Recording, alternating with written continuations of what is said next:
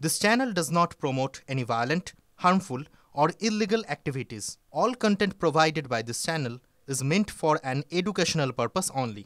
অনির্বাণের কাছে জানতে চাইবো, অনির্বাণ, যদি দেখা যায় যে আজকে দিল্লিতে যে ঘটনা ঘটে গেল তার পিছনে পাকিস্তানের কোনো হাত রয়েছে, হাফিজ সাইয়েদের কোনো হাত রয়েছে, তাহলে ভারতের তরফ থেকে পরবর্তী পদক্ষেপ কি হতে পারে? দেখো দীপ, আমি একটা কথা তোমাকে এবং দর্শকদেরকে আরেকবার মনে করে দিই। ভারতের তরফ থেকে বারবার কিন্তু বলা হয়েছে অপারেশন সিঁদুর শেষ হয়নি, স্থগিত রয়েছে। যে কোনো সন্ত্রাসবাদী আক্রমণ, নাশকতা ভারতের মাটিতে, ভারত তাকে এরপরে যুদ্ধ বলে, ভারতের বিরুদ্ধে যুদ্ধ ঘোষণা বলেই বিবেচনা করবে, এবং সেটা যদি পাকিস্তানের মাটি থেকে হয় তাহলে কি হতে পারে। আমি 30শে অক্টোবর পাকিস্তানের পাক পাঞ্জাবের বাহাওয়ালপুর ডিস্ট্রিক্টের খায়েরপুর তামেওয়ালিতে যে ভিডিওটা, যে বক্তব্যটা দিয়েছিল সাইফুল্লাহ সাইফ, তার যে ভিডিও সামনে এসছে, যে ভিডিওর কথা তোমাকে একটু আগে বলছিলাম, সেই ভিডিওটার কথা আরেকবার স্মরণ করিয়ে দিই। তারা বলছে ইস্ট পাকিস্তান, বাংলাদেশ বলছে না, ইস্ট পাকিস্তান আমাদের সঙ্গে আছে। সাইফুল্লাহ সাইফের বক্তব্য যে আমেরিকাও তাদের সঙ্গে আছে, এবার আরো বড় হামলা হবে। তারপরে আজকের এই ঘটনা, নিশ্চিতভাবে আমরা এখনো পর্যন্ত জানি না, যতক্ষণ না দেশের সরকার বলছে, কোন এজেন্সি বলছে, কিন্তু যোগসূত্র আমরা আশঙ্কা করতেই পারি। দীপ, একদম অনির্বাণ যে বিষয়টার দিকে তুলে ধরছিল, এবং স্বাভাবিকভাবে সেই মুহূর্তে দাঁড়িয়ে তুমি যেহেতু ওই বক্তব্যের উদাহরণ তুলে ধরলে, তাহলে সেই মুহূর্তে দাঁড়িয়ে প্রতিরক্ষা মন্ত্রী রাজনাথ সিং তিনি ঠিক কি জানিয়েছিলেন একবার শোনানো হোক দর্শকদের। अभी कुछ दिन पहले ऑपरेशन सिंदूर के दौरान पाकिस्तान को ठीक ठाक डोज दे दिया गया है। अब कुछ भी हरकत करने से पहले वह 100 बार सोचेगा, और अगर पाकिस्तान ने दोबारा कोई हरकत किया तो उसका परिणाम क्या होगा यह पाकिस्तान को भी अच्छी तरह से पता है। क्योंकि ऑपरेशन सिंदूर साथियों अभी खत्म नहीं हुआ है, उसे सिर्फ स्थगित किया गया है, लेकिन फिर भी मैं यह कहूंगा कि हमें हर तरीके से हमेशा अलर्ट रहने की आवश्यकता है। একদম রাজনাথ সিং এর বক্তব্য শোনালাম, এবং আমাদের সঙ্গে রয়েছেন আমাদের পলিটিক্যাল এডিটর অনির্বাণ সিনহা। অনির্বাণ, তুমি কিছু একটা বলতে চাইছিলে। শর্মিষ্ঠা, তোমাকে এবং দীপকে যেটা মনে করানোর চেষ্টা করছিলাম, বলার চেষ্টা করছিলাম, আমি যে খায়েরপুর তামেওয়ালির কথা বলছিলাম, পাক পাঞ্জাবের বাহাওয়ালপুর ডিস্ট্রিক্টের অংশ, সেখানকার একটি জায়গা, একটি ছোট শহর, সেখান থেকে চণ্ডীগড়, আমাদের হরিয়ানার চণ্ডীগড় শহরের দূরত্ব কত জানো? সময়ের বিচারে 10 থেকে 11 ঘন্টা গাড়িতে এলে, বাইক অথবা 4 চাকা। আর তোমরা একটু আগে হরিয়ানার নাম্বার প্লেট লাগানো গাড়ির কথা বলছিলে, আমি সরাসরি বলছি না, কিন্তু আমি বলছি কিছু ডটেড লাইন আছে, তারা যুক্ত হতেও পারে, নাও পারে।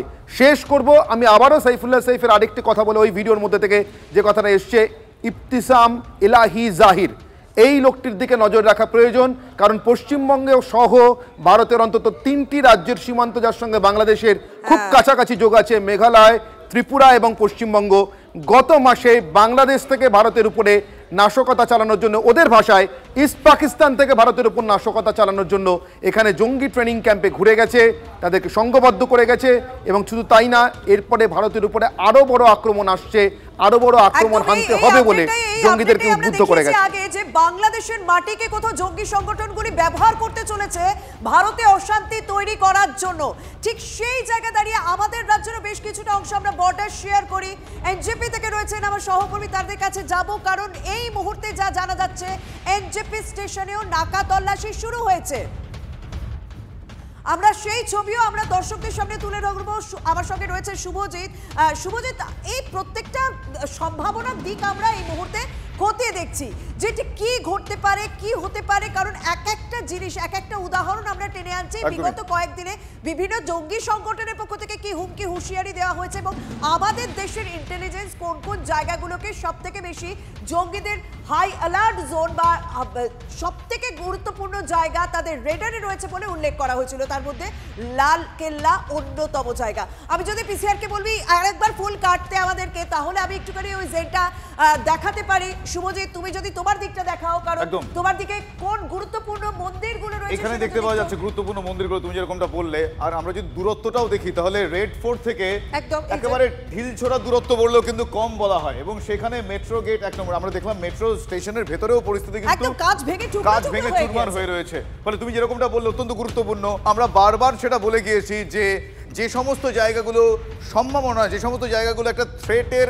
ইঙ্গিত আভাস পর্যন্ত থাকলেও থাকতে পারে, আজ সকাল থেকেও কিন্তু আমরা সেরকম দেখাচ্ছিলাম। একদম সেই থ্রেটের জায়গাগুলো আমরা অবশ্যই তুলে ধরবো। আরেকবার দেখাই লাল কেল্লা, তার থেকে মাত্র কয়েক কিলোমিটার দূরত্বে এই বিস্ফোরণের ঘটনা, এবং এই বিস্ফোরণের তীব্রতা এতটা ছিল যে এই জায়গাগুলোতেও প্রভাব পড়েছে, তাই এতটা জোর আমরা বেঁচেছি। মানে প্রায় 2 কিলোমিটার হবে, একদম প্রায় কয়েক কিলোমিটার পর্যন্ত তার একটা প্রভাব পাওয়া যায়। আমরা এই মুহূর্তে এনজেপি স্টেশনের ছবিটা দর্শকদের সামনে তুলে ধরবো, কারণ এই মুহূর্তে এনজেপি ভীষণ গুরুত্বপূর্ণ, কারণ শিলিগুড়ি ভীষণ ইম্পর্টেন্ট, চিকেন স্নেকের খুব কাছাকাছি। তো আমার সঙ্গে রয়েছেন সহকর্মী প্রসেনজিৎ। প্রসেনজিৎ, এনজেপি স্টেশনের ছবিটা, তল্লাশির ছবিটা ঠিক কিরকম? একদম আমি সরাসরি দেখাবো। মেটাল ডিটেক্টর নিয়ে রেল পুলিশের কর্মীরা নেমে পড়েছেন, অ্যান্টি সাবোটাজ চেকিং, সেই চেকিং কিন্তু শুরু করে দেওয়া হয়েছে। এবং আমি দেখাচ্ছিলাম একটু আগেই যে ডগ স্কোয়াড, তারাও কিন্তু এসে গিয়েছে, ডগ স্কোয়াড নিয়ে আসা হয়েছে। উত্তর পূর্বাঞ্চলের ক্ষেত্রে বা এই চিকেন নেকের ক্ষেত্রে অন্যতম গুরুত্বপূর্ণ জায়গা শিলিগুড়ি, যে কারণে এমনিতেই বাড়তি নজরদারি থাকে। লালকেল্লার খুব কাছে এই বিস্ফোরণের পরই কিন্তু রাজ্যের রেল পুলিশের তরফেও অ্যালার্টনেস জারি করা হয়, যে কারণেই কিন্তু রেল পুলিশ কর্মীরা নেমে পড়েছেন। যে যাত্রীরা আছেন, যে লাগেজ নিয়ে তারা আছেন, সেই লাগেজগুলো কি, সেই জিনিসগুলো খতিয়ে দেখে নেওয়া হচ্ছে। যে প্ল্যাটফর্মে কারা আছেন, যেমন এখানে যে যাত্রীরা আছেন সেই লাগেজগুলো রয়েছে, তাদের টিকিট কি, এবং লাগেজ খুলতে বলা হচ্ছে, ভিতরে কিছু আপত্তিজনক জিনিস রয়েছে কিনা। মেটাল ডিটেক্টর নিয়ে রেল পুলিশের কর্মীরা প্রত্যেক যাত্রীকে কিন্তু তল্লাশি করছেন, এবং স্টেশনের ঢেকার মুখেও আমরা দেখছিলাম ডগ স্কোয়াড নিয়ে দাঁড়িয়ে আছেন রেল পুলিশের কর্মীরা। ডগ স্কোয়াড দিয়ে স্নিফার ডগ শুকে দেখার পর যাত্রীদের লাগেজ নিয়ে স্টেশনের ভিতর ঢুকতে দেওয়া হচ্ছে, এবং ভিতরে যারা ইতিমধ্যেই প্রবেশ করে গিয়েছেন সেক্ষেত্রে কোথাও কোনো আপত্তিকর কিছু আছে কিনা তা খতিয়ে দেখতে কিন্তু এভাবেই মেটাল ডিটেক্টর দিয়ে চেক করা হচ্ছে। হাই অ্যালার্টে মুড়ে দেওয়া হয়েছে নিউ জলপাইগুড়ি স্টেশনকে। আমরা জানি 1999 সালে এই স্টেশনের এই যে প্ল্যাটফর্ম, অর্থাৎ 1 নম্বর প্ল্যাটফর্ম, এই প্ল্যাটফর্ম ঠিক ওই দিকটায় কিন্তু ভয়াবহ বিস্ফোরণ হয়েছিল। নতুন করে দিল্লিতে বিস্ফোরণের পর স্বাভাবিকভাবেই উত্তরবঙ্গ জুড়েও কিন্তু হাই অ্যালার্ট, এবং এনজেপি স্টেশনের এই ছবি রেল পুলিশের তরফে, রাজ্যের যে রেল পুলিশ সেই রেল পুলিশের তরফে হাই অ্যালার্ট জারি করা হয়েছে, এবং রেল পুলিশ কর্মীরা নেমে পড়েছেন। মানে স্বাভাবিকভাবেই তো আমরা দেখেছি যে কটা আমরা এই সাম্প্রতিক বিস্ফোরণের যে ঘটনাগুলো সেগুলো প্রত্যেকটা জনবহুল এলাকায় হয়েছে, জনবহুল এলাকায় হয়েছে, এবং বিশেষ বিশেষ বেশ কিছু এলাকায় সেখানে বেছে বেছে তারা এই ধরনের ঘটনাগুলো ঘটিয়েছে যা জঙ্গিরা। আচ্ছা, এই মুহূর্তে আরো একটা আপডেট। অমিত শাহ হয়তো তিনি সেখানে যেমন কিছুক্ষণ আগেও তিনি জানিয়েছেন, এই মুহূর্তে ঘটনাস্থলের ছবিটা একবার দেখে নেবো, কারণ আজকে ভয়াবহ বিস্ফোরণে কেঁপে ওঠে দিল্লি, নয়াদিল্লি। ভয়াবহ বিস্ফোরণে আজকে স্লো মোশনে ধীর গতিতে যাওয়া চলন্ত গাড়ির মধ্যে বিস্ফোরণ ঘটে, ফলে বেশ কয়েকটা প্রশ্ন এক্ষেত্রে সামনে আসছে। লালকেল্লার কাছে বিস্ফোরণ, এখনো পর্যন্ত 11 জনের মৃত্যুর খবর আমরা পেয়েছি, এখনো পর্যন্ত 11 জনের মৃত্যুর খবর পাওয়া গিয়েছে। অমিত শাহ কিছুক্ষণ আগে তিনি কি বলেছেন আমি পিসিআরকে বলবো আরো একবার শোনাতে। आज शाम करीब 7 बजे दिल्ली में लाल किले के पास सुभाष मार्ग ट्रैफिक सिग्नल पर I-20 हुंडई गाड़ी में एक ब्लास्ट हुआ है। ब्लास्ट के कारण आसपास की कुछ गाड़ियां और कुछ मार्ग पर जा रहे लोग भी इंजर्ड होने के समाचार हैं। प्राथमिक सूचना जो मिली है उसमें कुछ लोग हताहत भी हुए हैं।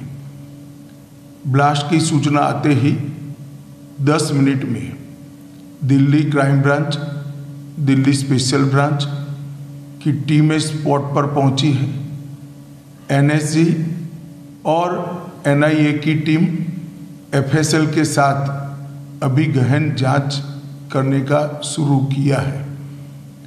आसपास के स्थान के सभी CCTV कैमरा और बाकी सब चीज़ों की जांच के आदेश दे दिए गए हैं। मेरी CP दिल्ली से भी बात हुई है, स्पेशल ब्रांच के इंचार्ज से भी बात हुई है। CP दिल्ली और स्पेशल ब्रांच के इंचार्ज स्पॉट पर मौजूद हैं। हम सभी संभावनाओं को तराश रहे हैं और सभी संभावनाओं को ध्यान में रखकर इसकी गहन जांच की जाएगी। सभी ऑप्शन की तुरंत जांच होकर नतीजा जो आएगा जांच हम जनता के सामने रखेंगे।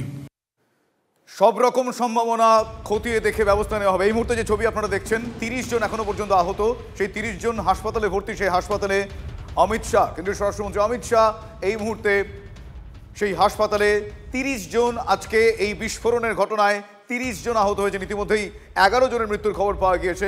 কিছুক্ষণ আগে আপনাদের শোনাচ্ছিলাম অমিত শাহ, তিনি বলেছেন যে তিনি তাদের দেখতে যাবেন এবং ঘটনাস্থলেও তিনি যাবেন জানিয়েছেন, এবং যত রকম সম্ভাবনা এই ঘটনা কে বা কারা ঘটিয়েছে, যত রকম সম্ভাবনা আছে সেই সব রকম সম্ভাবনা খতিয়ে দেখা হবে। আচ্ছা, কর্নেল দীপ্তাংশু চৌধুরী এই মুহূর্তে আমাদের সঙ্গে রয়েছেন। আমি কর্নেল চৌধুরীর কাছে আরও একবার যাবো। কর্নেল চৌধুরী, এখনো পর্যন্ত যা যা আগের থেকে যে সমস্ত বিষয়গুলো আমরা আটকাতে পেরেছিলাম, যে সমস্ত বিষয়গুলো বুঝতে পারা যাচ্ছিল, ইঙ্গিত মিলছিল, আজকের এই যে ঘটনা, এখনো পর্যন্ত এই ঘটনার পর থেকে যে সমস্ত আউটকাম আমরা পাচ্ছি, কি মনে হচ্ছে?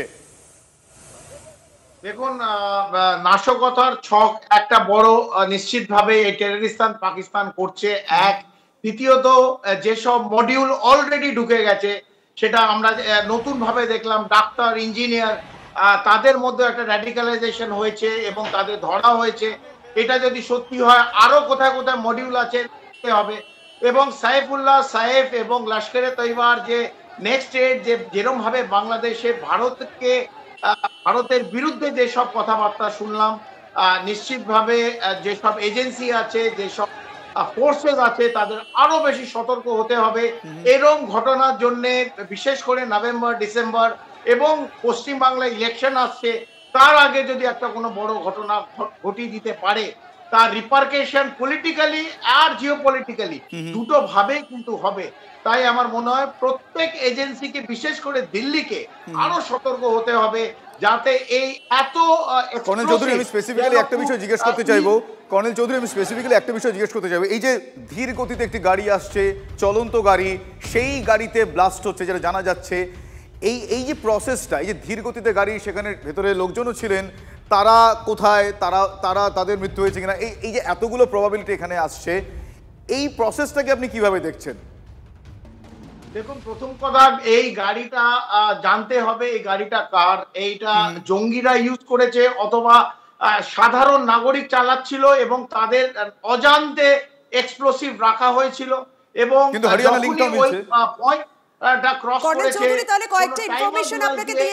এই গাড়িটা হরিয়ানার নাম্বার, যে গাড়ি চালাচ্ছিল তার গায়ে পোশাক ছিল, মানে চালকের যে পোশাক হয়, মানে কমার্শিয়াল নাম্বার, সেরকমই জানা যাচ্ছে সেই চালকের পোশাক ছিল। এটা অন্তত প্রত্যক্ষদর্শীরা জানাচ্ছেন, এবং গাড়িটা আস্তে আস্তে মুভ করছিল। একদম, যখন কোনো জঙ্গি সংগঠন কিছু করে, একবারে আপনি যদি আমার পার্লামেন্ট অ্যাটাকে হয়, যখন হয়েছিল, যেভাবে গাড়ি ঢুকেছিল মনে হবে পার্লামেন্টারি একটা গাড়ি, তার স্টিকার আছে, কিন্তু পুরোটাই নকল। এই একই ভাবে যতক্ষণ না আমরা এক্সাক্ট ইনভেস্টিগেশন হবে, বলা খুব মুশকিল। যদি অজান্তে হয়ে থাকে এবং এক্সপ্লোসিভ ডিভাইস ওই গাড়িতে রাখা থাকে এবং টাইমার দিয়ে অথবা কোনো মোবাইল কমিউনিকেশন দিয়ে এটা হয়েছে, একটা সিগন্যাল যায়, সেই সিগন্যালটা যখন আইআইডি তে গিয়ে পৌঁছয়, ওইখানেও একটা মোবাইল থাকে, ওটা যেই বাজবে সঙ্গে সঙ্গে সেই ব্লাস্টটা হয়। একদম। কর্নেল চৌধুরী, এইখান থেকে আমি যদি একটা প্রশ্ন করি, সত্যি ফেস্টিভ সিজন আসছে, আপনি বলেন যে একটা টিপিক্যাল টাইমকে ওরা বেছে নেয় যার প্রভাবটা বিভিন্ন ক্ষেত্রে পড়ে। এই ফেস্টিভ সিজন, এই শীতকাল, ছুটি পড়ে, অনেকে ঘুরতে যান, তার উপর একটা পর্যটন স্থলকেই বেছে নেওয়া হয়েছে। ঠিক সেই সময় এই ধরনের ঘটনা, যেটা দিল্লি পুলিশের প্রাথমিক অনুমান নাশকতার ঘটনা, অনেকে সেই অনুমানই করছে, সেইটা যদি হয় সেটা তো সত্যিই মানে অ্যালার্মিং, কোথাও একটা চিন্তার, কোথাও একটা উদ্বেগের, মানে এতদিন হুমকি হুঁশিয়ারি দিয়ে যাচ্ছিল, হঠাৎ করে এই ঘটনাটা রাজধানীর বুকে, এটা কি কোথাও উদ্বেগজনক নয়, চিন্তার নয়?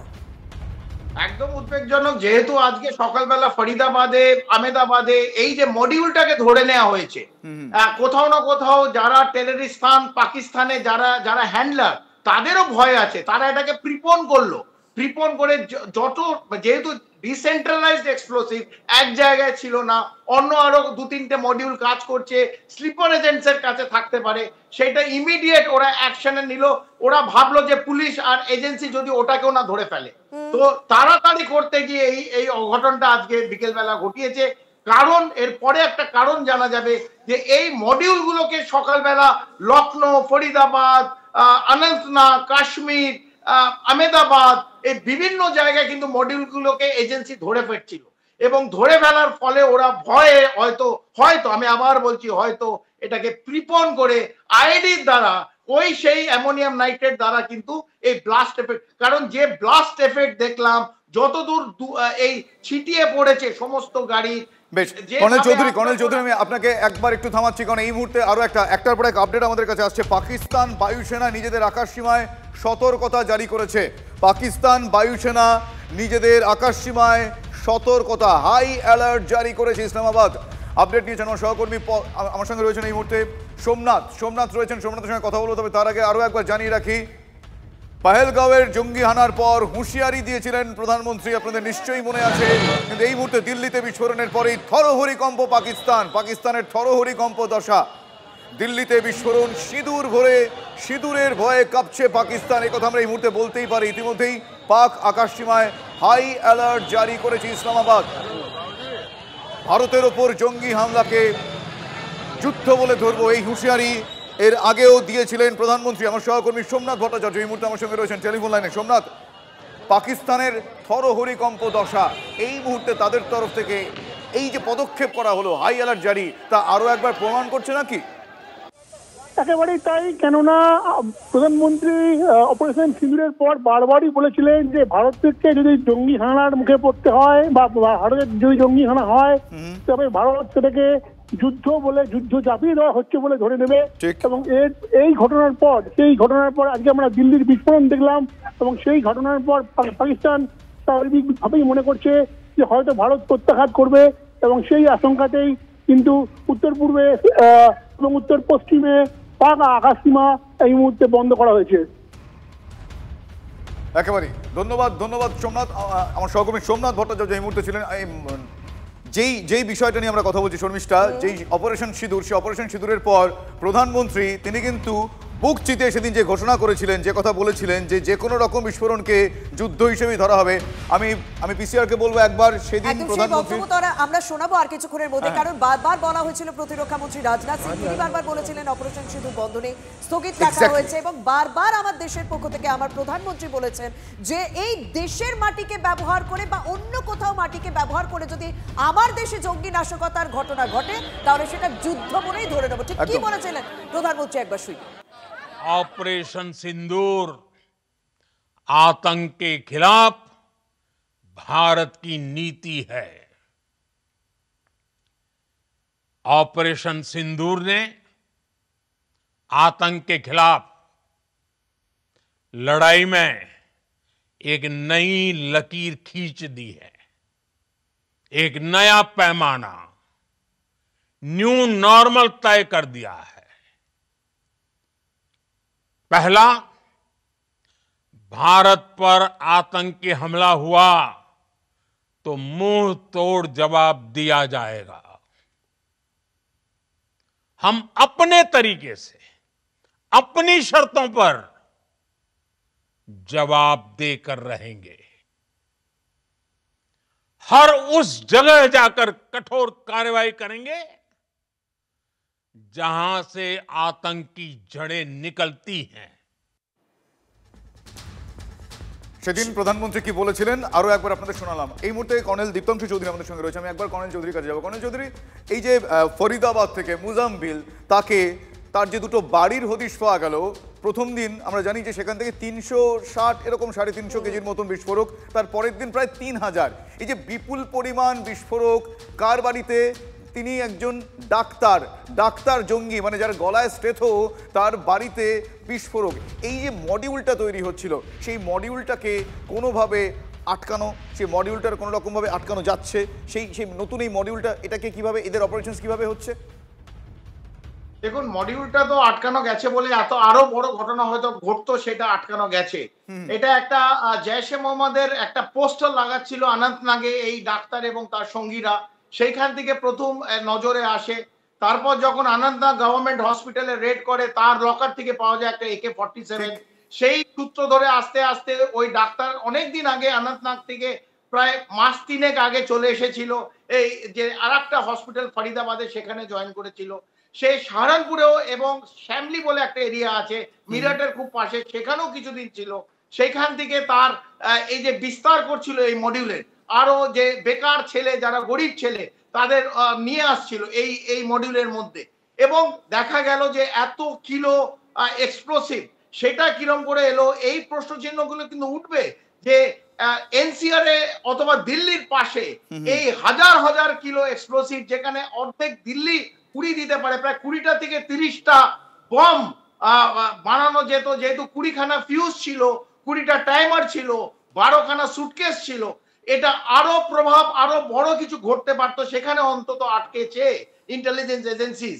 আমার মনে হয় যে এই র্যাডিক্যালাইজেশন যেখানে যেখানে যাচ্ছে, এবং একটা ডাক্তার না, এইখানে যেমন ডাক্তার ধরেছে, আহমেদাবাদে ডাক্তার ধরা হয়েছে, লখনৌতে একজন মহিলা ডাক্তার ধরা হয়েছে, তার গাড়ির ডিকির থেকে AK-56 পাওয়া গেছে। আহমেদাবাদে যে ডাক্তার, সে চীন ফেরত একজন ডাক্তার, সে ইউজ করছিল বায়োলজিক্যাল কেমিক্যাল একটা পদার্থ, রিসিন বলে একটা পদার্থ, যেটা পেয়েছে, অলরেডি পেয়ে গেছে তার হদিশ। তো এইভাবে যদি মডিউলরা ভারতের মধ্যে আঘাত করতে চায়, নিশ্চিতভাবে উদ্বেগজনক, আরো বেশি সজাগ আমার মনে হয়, একদম আরো বেশি সজাগ, আরো বেশি সতর্ক থাকতে হবে। আমি আবারও আপনার কাছে আসবো, যখন আমরা এই কথাগুলোই বলছি, তাহলে কতগুলো ঘটনা, মানে সাম্প্রতিক কয়েক ঘন্টায় কতগুলো আপডেট হয়েছে যে জঙ্গি নাশকতার সঙ্গে রিলেটেড, সেগুলো আমরা দর্শকদের সামনে তুলে ধরবো। তবে ब्लास्ट कैरी किया जा रहा था, जिसका जो लगेज कैरियर है वो हमारे पास आके गिरा है, और पीछे की तरफ देखेंगे तो गाड़ी खुली हुई है। सामने जो आप देख रहे हैं इसके अंदर फॉरेंसिक टीम के पूरे इक्विपमेंट्स हैं, और ये देखिए लाइट, देखिए एक बार फिर से दिखा देते हैं आपको, ये TV9 पर पहली बार ये दिखाने को ये तस्वीर दिखा रहे हैं। अब आप देख लीजिए I-20 जो है वो आप देखिए, गौर से पहले अंधेरा था लेकिन वहाँ रोशनी की गई है। इसी I-20 के अंदर वो ब्लास्ट कैरी किया जा रहा था, जिसे अब NIA समेत तमाम जो जांच एजेंसियां हैं वो जांच कर रही है। सफेद रंग की यहाँ पर आप देखिए I-20 है, और सामने जो आपको दिख रहे हैं ये NIA टीम के साथ जो साइंटिस्ट आए थे वो हैं, जिस चीन को मोड़ रहे हैं, दरअसल वो डिक्की है। इसी कार के अंदर अब जांच की जा रही है। तो पूरी इन्वेस्टिगेशन का सेंटर है फिलहाल वो ये कार है, जिसके अंदर देखिए लाइट दिखाकर अब देखा जा रहा है। साथ में जो नंबर प्लेट की हम बात कर रहे थे, ये देखा जा रहा है कि जो उसका शीट है उस पर कितना असर पड़ा है। जी, আমরা সেখান থেকে প্রতিবেদন তুলে ধরছিলেন আমাদের সহকর্মী। এখন যে জোর কদমে তদন্ত চলছে, জোর কদমে তল্লাশি চলছে, ফরেনসিক বিশেষজ্ঞরা তারা নমুনা সংগ্রহ করছে, সেই ছবি আপনাদের সামনে তুলে ধরলাম। কিন্তু কিছুক্ষণ আগে প্রধানমন্ত্রী নরেন্দ্র মোদী তিনি এক্স হ্যান্ডেলে পোস্ট করেছেন, আহতদের দ্রুত আরোগ্য কামনা করেছেন এবং যাদের মৃত্যু হয়েছে তাদের পরিবারের প্রতি সমবেদনা জানিয়েছেন প্রধানমন্ত্রী নরেন্দ্র মোদী। এবং প্রত্যেকটা মুহূর্তের আপডেট কেন্দ্রীয় স্বরাষ্ট্রমন্ত্রী অমিত শাহ তিনি জানাবেন এবং সরকারিভাবে জানাবেন, সেই পোস্ট করেছেন প্রধানমন্ত্রী নরেন্দ্র মোদী। আহতদের দ্রুত আরোগ্য কামনা করেছেন প্রধানমন্ত্রী নরেন্দ্র মোদী। পরিস্থিতি পর্যালোচনায় কেন্দ্রীয় স্বরাষ্ট্রমন্ত্রী অমিত শাহ তিনি নজর রাখছেন এবং সবকিছু একদমই। শর্মিষ্ঠা, আরো একটা বিষয় এক্ষেত্রে, কিছুক্ষণ পরেই, আর কিছুক্ষণের মধ্যেই বক্তব্য রাখবেন প্রধানমন্ত্রী। একদমই, আর কিছুক্ষণের মধ্যে প্রধানমন্ত্রী কিছু বক্তব্য রাখতে পারেন, কিন্তু এই মুহূর্তে প্রধানমন্ত্রী এক্স হ্যান্ডেলে তার যে পোস্ট, সেই পোস্ট আপনাদের দেখাচ্ছি। Condolences to those who have lost their loved one in the blast in Delhi earlier this evening. May the injury recovered at the earliest. তিনি আরোগ্য কামনা করেছেন। Those affected are being assisted by authorities. Reviewed the situation with home minister Amit Shah ji and other officials. কিছুক্ষণ আগে স্বরাষ্ট্রমন্ত্রী তিনিও বলছিলেন সব রকম সম্ভাবনা খতিয়ে দেখা হবে। ইতিমধ্যে 11 জনের মৃত্যুর খবর এখনো পর্যন্ত পাওয়া গিয়েছে, 30 জন আহত তারা হাসপাতালে। সেই হাসপাতালে কিছুক্ষণ আগে অমিত শাহ গিয়েছিলেন, সেই ছবি আপনাদের আমরা দেখিয়েছি।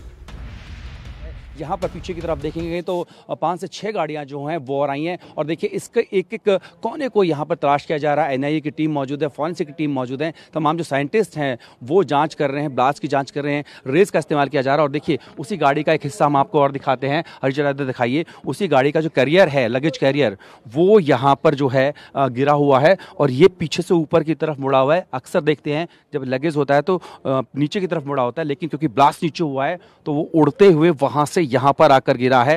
और अभी तक जो जानकारी मिली है वो ये कि जो गाड़ी है वो HR-26 यानी कि गुरुग्राम के जो RTO है वहाँ पर रजिस्टर्ड है। नदीम खान इसके ऑनर बताए जा रहे हैं। हालांकि जांच की जा रही है क्या ये प्लस जो नंबर प्लेट है और रजिस्टर्ड नंबर है वो असली था या फिर इसमें कोई फॉर्ज किया गया था। वीडियो से हरीश के साथ जितेंद्र भाटी, भारतवर्ष।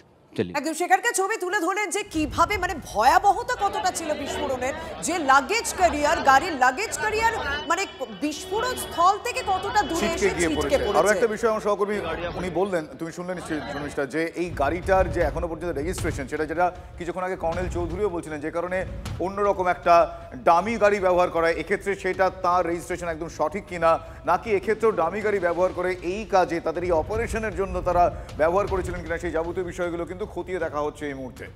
কেন্দ্রীয় স্বরাষ্ট্রমন্ত্রী অমিত শাহ তিনি হাসপাতালে পৌঁছন এবং আধিকারিকদের সঙ্গে বসে কথা বলছেন, কারণ প্রত্যেকটা মুহূর্তের পরিস্থিতি তিনি পর্যালোচনা করছেন এবং তিনি জানাবেন সরকারিভাবে সমস্ত বক্তব্য জানানো হবে বলে দেশবাসীর উদ্দেশ্যে কিছুক্ষণ আগেই জানিয়েছেন কেন্দ্রীয় স্বরাষ্ট্রমন্ত্রী অমিত শাহ এবং প্রধানমন্ত্রী নরেন্দ্র মোদী। তিনি তো পোস্ট করেই দিয়েছেন এবং তিনি বলেছেন পুরো বিষয়টির উপর সার্বিকভাবে পর্যালোচনা করছেন কেন্দ্রীয় স্বরাষ্ট্রমন্ত্রী অমিত শাহ। তাকে রীতিমতো ট্যাগ করে তিনি এই সোশ্যাল নেটওয়ার্কিং সাইটে এই পোস্টটা করেছেন এবং মৃতদের পরিবারের প্রতি সমবেদনা জানিয়েছেন আর অসুস্থদের দ্রুত আরোগ্য কামনা করেছেন। একদমই তাই। অমিত শাহকে আমরা এই মুহূর্তে দেখছি তিনি হাসপাতালে আধিকারিকদের সঙ্গে কথা বলছেন।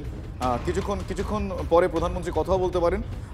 এই যে ঘটনাটি যখন ঘটছিল, আমরা যাকে আই উইটনেস বলি শর্মিষ্ঠা, প্রত্যক্ষদর্শীরা তারা এই ঘটনা দেখেছেন, সেই ঘটনার আকস্মিকতায় তারা কি অভিজ্ঞতা তাদের, আমি বিসিআরকে বলবো যে প্রত্যক্ষদর্শীদের যদি কোনো বক্তব্য থাকে সেটা যদি শোনানো যায়। बड़े पुलिस प्रशासन की कमी है, जो इतने भीड़ इलाके में जाम लगा हुआ, अगर ये जाम नहीं होता, ये खाली जगह में फटती है, कैसे ही होता, दुर्घटना हुई है जो इमरजेंसी, ये पुलिस वाला कोई नहीं था यहाँ मौके पर। 2 पुलिस वाले ब्लास्ट के बाद चौकी में से आए अंदर से, जो मौके पर आए मेरे साथ जो बॉडी निकलवा रहे थे गाड़ी में से। गाड़ी में ऐसे डैमेज हो गई थी बॉडी जो हमें चीर के मतलब पब्लिक की मदद से निकालनी पड़ रही थी। फिर 10 मिनट बाद पुलिस प्रशासन आया यहाँ पे, जो बॉडी निकलवाया। 4 बॉडी मैंने टैक्सी ड्राइवर की ड्रेस में वो निकलवाई है, एक जिंदी, बाकी 3 बॉडी। गाड़ी जो आपने आइडेंटिफाई की है वो कहाँ क्या नंबर था, कैसी गाड़ी थी? मैं नंबर पूरा याद नहीं, मैं नंबर प्लेट मैंने दीवार से उठा के उस गाड़ी की आधी थी। HR नंबर HR 26 करके लास्ट में 7674 है। हाँ, हरियाणा की नदीम ना, उस मोमडन का ही नाम है, नदीम करके कुछ नाम था उसमें। मैं इतने उसके नंबर के फोटो लेने वाला था, इतने एक पुलिस वाला उसे बंद करके गाड़ी चली हुई गाड़ी जो फर्स्ट में जिसमें ब्लास्ट हुआ है। कौन सी गाड़ी? 7674 है। गाड़ी में नहीं बता पाएंगे, नहीं बता पाऊंगा। आधी गाड़ी मेरे आगे तो इंजन सब फूका पड़ा है, गाड़ी आधी कैसे बताऊंगा। उसमें जो बैठे वो नहीं बता पाऊंगा कितने हैं। घायल देखा या कैजुअलिटीज आपने कुछ देखा? कैजुअलिटी नीचे रोड पे से 2 लोग उठाए जो आधे हैं, शरीर में आधे, शरीर में आधे पूरे भी नहीं, आधे जो उठा के गाड़ी एम्बुलेंस में रखे। बाकी 4 गाड़ियों में से निकाले जबरदस्ती, जो लोहे में उसमें दब गए हैं, गाड़ी डैमेज हो गए हैं। एक गाड़ी ब्लास्ट होने के बाद कुछ देर के बाद फिर दूसरी CNG गाड़ी थी, सारी CNG ब्लास्ट होने लगी, पब्लिक हटाई, जब भी उसमें से बॉडी निकाल रहे हैं। पहली जो गाड़ी में धमाका वो कितनी तेज था धमाका, जो पहली गाड़ी में? गाड़ी में इतना तेज धमाका था, यहाँ से मैं कह रहा हूँ 1 किलोमीटर तक धमाका गया है, इतना तेज धमाका था। कितनी देर बाद यहाँ पर जो है दमकली गाड़ी और प्रशासन? 10 मिनट बाद सब आए। 6:50 में मैंने फोन, जब मैं मेट्रो में जाने लगा 6:50 में धमाका हुआ है। उसके 10 मिनट बाद 10 मिनट में तो हमने बॉडी सब निकाल दी थी। आपने कुल कितनी बॉडीज निकाली? मैंने 4 बॉडी गाड़ी में से निकाली, 2 बॉडी रोड से उठाई है। 6 बॉडी निकाली। इफेक्ट हो गया उसकी वजह से? 10-12 गाड़ी खत्म है मौके पे जो थी। लास्ट में 7674 है। मूव कर रही थी, कैसे थी गाड़ी? मूव थी, सारी गाड़ी मूव पे थी। जो ब्लास्ट हुई है मूव में ही हुई है, रुकी हुई नहीं। मैं रोड के उस पार था, दूसरी तरफ था, opposite side, metro gate number 1 पे था। गाड़ी ब्लास्ट होती देखी ना, मैं तो जा रहा था घर अपने मेट्रो से, जब देखा गाड़ी ब्लास्ट हुई है तो मैं कार क्यों गया, फिर रोड पार करके এই মুহূর্তে আপনারা দেখছেন অমিত শাহ LNJP হাসপাতালে, তিনি সেখানে রয়েছেন। যারা আহতরা সেখানে ভর্তি রয়েছেন, 30 জন আহত আজকে সেখানে ভর্তি রয়েছেন। তাদের সঙ্গে অমিত শাহ কথা বলছেন, তাদেরকে দেখতে গিয়েছেন সেখানে। কিছুক্ষণ আগে দীপ আমরা দেখাচ্ছিলাম যে অমিত শাহ হাসপাতালে যারা আধিকারিক তাদের সঙ্গে কথা বলছিলেন। এবং অমিত শাহ খানিকক্ষণ আগেই যখন তার বক্তব্য পেশ করছিলেন সেখানে তিনি বলেছিলেন যে তিনি হাসপাতালে যাবেন, তিনি যেখানে এই বিস্ফোরণ স্থল সেখানেও তিনি পরিদর্শন করবেন এবং তিনি নির্দেশ দিয়েছেন সবকটি এজেন্সিকে যে কী কারণে এই বিস্ফোরণ ঘটেছে যত দ্রুত সম্ভব তার রিপোর্ট স্বরাষ্ট্রমন্ত্রীকে দিতে হবে। ইতিমধ্যেই তিনি এই বিষয়ে প্রধানমন্ত্রী নরেন্দ্র মোদী তাঁর সঙ্গেও আলোচনা করেছেন। প্রধানমন্ত্রী নরেন্দ্র মোদী তিনি সব রকমভাবে মৃত এবং আহতদের পরিবারের পাশে থাকার আশ্বাসও দিয়েছেন ইতিমধ্যেই। আর একটু পরেই দেশবাসীর উদ্দেশ্যে বক্তব্য রাখতে পারেন নরেন্দ্র মোদী, এমনটা ইঙ্গিত পাওয়া যাচ্ছে। এই মুহূর্তে যে ছবি আপনাদের দেখাচ্ছি হাসপাতালে, সেখানে ইতিমধ্যেই পৌঁছে গেছেন অমিত শাহ। সেখানে গিয়ে যারা আহত তাদের পরিজনদের সঙ্গে কথা বলছেন, চিকিৎসকদের সঙ্গে কথা বলছেন, তাদের পরিস্থিতি জানার চেষ্টা করছেন এবং ইতিমধ্যেই তাঁর সঙ্গে এক দফা প্রধানমন্ত্রী নরেন্দ্র মোদীর কথাও হয়ে গেছে। প্রধানমন্ত্রী নরেন্দ্র মোদী তিনিও সব রকমভাবে যারা আজকের বিস্ফোরণে আহত তাদের পরিবারের পাশে এবং মৃতদের পরিবারের পাশে থাকার আশ্বাস দিয়েছেন। একেবারেই কিছুক্ষণ আগে প্রধানমন্ত্রী নিজেও এক স্যান্ডেলে তিনি লিখেছেন অমিত শাহকে, তিনি একেবারে তার নাম উল্লেখ করে লিখেছেন, সব রকম সহায়তার আশ্বাস দিয়েছেন। অমিত শাহ কিছুক্ষণ আগে তার বক্তব্য আমরা দর্শকদের শোনালাম। তিনি বলেছিলেন যে তিনি প্রথমে হাসপাতালে যাবেন, তারপর আজকে বিস্ফোরণ স্থল আর কি ঘটনাস্থল সেখানেও তিনি আজকে যাবেন। এই মুহূর্তে LNJP হাসপাতালে আহতদের সঙ্গে কথা বলছেন এবং এই গোটা ঘটনায় কতটা মর্মাহত সেটা তাকে দেখলেও বুঝতে পারা যাচ্ছে। তিনি আহতদের সঙ্গে হাসপাতালে কথা বলছেন। 30 জন আহত এই হাসপাতালে ভর্তি, এলএনজেপি হাসপাতালে। এখনো পর্যন্ত 11 জনের মৃত্যুর খবর পাওয়া গিয়েছে। আহতদের দ্রুত আরোগ্য কামনা করেছেন প্রধানমন্ত্রী। পরিস্থিতি পর্যালোচনায় সব রকম সহায়তার আশ্বাস দিয়েছেন কেন্দ্রীয় স্বরাষ্ট্রমন্ত্রী। শুধু তাই নয়, বারবার আজকে অমিত শাহর বক্তব্যে বারবার কিন্তু সব রকম সম্ভাবনা খতিয়ে দেখা হবে। বারবার খুব ফার্মলি, খুব জোর দিয়ে তিনি বলছিলেন যে এই ঘটনার পেছনে যত রকম সম্ভাবনা থাকতে পারে, এই ঘটনার নেপথ্যে যত রকম কারণ থাকতে পারে, সবগুলো খতিয়ে দেখা হবে। কেন্দ্রীয় স্বরাষ্ট্রমন্ত্রী অমিত শাহ নিজে সেই বিষয়টি বলেছেন। এই মুহূর্তে সরাসরি আপনাদের সেই ছবি দেখাচ্ছি। দিল্লির এলএনজেপি হাসপাতালে অমিত শাহ আহতদের দেখতে গিয়েছেন। সব থেকে বড় কথা দেখো, বিস্ফোরণের মাত্র কয়েক ঘন্টার মধ্যেই কেন্দ্রীয় স্বরাষ্ট্রমন্ত্রী সহ এজেন্সিগুলি যে পরিমাণ তৎপরতা দেখাচ্ছে, ইতিমধ্যেই বেশ কয়েকজন সন্দেহভাজনকে আটক করা গেছে। জানতে পারা গেছে যে চলন্ত গাড়ি থেকে বিস্ফোরণ ঘটানো হতে পারে এবং এখনো পর্যন্ত জঙ্গি নাশকতা তার আশঙ্কাও কিন্তু এই মুহূর্তে উড়িয়ে দেওয়া যাচ্ছে না। কেন্দ্রীয় স্বরাষ্ট্রমন্ত্রী অমিত শাহ তিনি কি জানিয়েছেন শোনাই আরো একবার দর্শকদের। आज शाम करीब 7 बजे दिल्ली में लाल किले के पास सुभाष मार्ग ट्रैफिक सिग्नल पर I-20 हुंडई गाड़ी में एक ब्लास्ट हुआ है। ब्लास्ट के कारण आसपास की कुछ गाड़ियां और कुछ मार्ग पर जा रहे लोग भी इंजर्ड होने के समाचार हैं। प्राथमिक सूचना जो मिली है उसमें कुछ लोग हताहत भी हुए हैं। ब्लास्ट की सूचना आते ही 10 मिनट में Delhi crime branch, Delhi special branch की टीमें स्पॉट पर पहुंची है। एनएसजी और एनआईए की टीम एफएसएल के साथ अभी गहन जांच करने का शुरू किया है। आसपास के स्थान के सभी सीसीटीवी कैमरा और बाकी सब चीज़ों की जांच के आदेश दे दिए हैं। मेरी सीपी दिल्ली से भी बात हुई है, स्पेशल ब्रांच के इंचार्ज से भी बात हुई है। सीपी दिल्ली और स्पेशल ब्रांच के इंचार्ज स्पॉट पर मौजूद हैं। हम सभी संभावनाओं को तराश रहे हैं और सभी संभावनाओं को ध्यान में रखकर इसकी गहन जांच की जाएगी। सभी ऑप्शन की तुरंत जांच होकर नतीजा जो आएगा जांच हम जनता के सामने रखेंगे। কেন্দ্রীয় স্বরাষ্ট্রমন্ত্রী অমিত শাহ তিনি সব রকম সম্ভাবনায় ঘটনার নেপথ্যে যা যা থাকতে পারে খতিয়ে দেখা হবে বলে জানালেন। দিল্লিতে পরপর গাড়ি বিস্ফোরণের তদন্তে একাধিক প্রশ্ন সামনে আসছে। বিস্ফোরক ভর্তি গাড়ি এনে পার্কিংয়ে রাখা হয় কিনা, নাকি পার্কিং করা গাড়িতে বিস্ফোরণ হয়। কিন্তু যেটা জানা যায়, চলন্ত গাড়ি, ধীর গতিতে গাড়িটি যাচ্ছিল, হরিয়ানার নেম প্লেট লেখা সেই গাড়ি, নাম্বার প্লেট লেখা সেই গাড়ি, সেই গাড়িতে বিস্ফোরণ হয় এবং তারপর আশপাশে থাকা বেশ কয়েকটি সিএনজি গাড়ি বিস্ফোরণ ঘটে। এখনো পর্যন্ত সেই গাড়িটির যে রেজিস্ট্রেশন, সেই রেজিস্ট্রেশন আসল রেজিস্ট্রেশন নাকি এক্ষেত্রে নকল ডামি রেজিস্ট্রেশনে এই ঘটনা ঘটানো হয়, সে প্রশ্নও কিন্তু এই মুহূর্তে উড়িয়ে দেওয়া যাচ্ছে না। এখনো পর্যন্ত 11 জনের মৃত্যুর খবর পাওয়া যাচ্ছে, 30 জন আহত হয়েছেন।